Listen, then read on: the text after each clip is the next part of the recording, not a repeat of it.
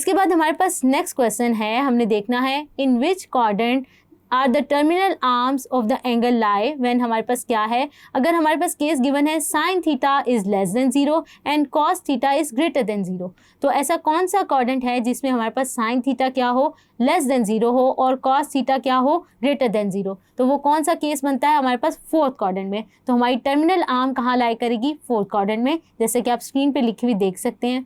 इसी तरह next case है हमारे पास cos theta less than 0 and tan theta less than 0, यानी जब हमारे पास cos भी लेस देन 0 हो और tan भी हमारे पास क्या हो, नेगेटिव हो, तो हमारे पास कौन सा क्वाड्रेंट आएगा, सेकंड क्वाड्रेंट आएगा, क्योंकि हमारे पास जो है cos और tan जो है वो सेकंड क्वाड्रेंट में क्या होते हैं, नेगेटिव होते हैं, और साइन जो है इस क्वाड्रेंट में क्या होता है, पॉजिटिव। तो हमारे पास टर्मिनल आर्म लाई करेगी सेकंड क्वाड्रेंट में। होप सो आपको ये वाला क्वेश्चन समझ आया होगा।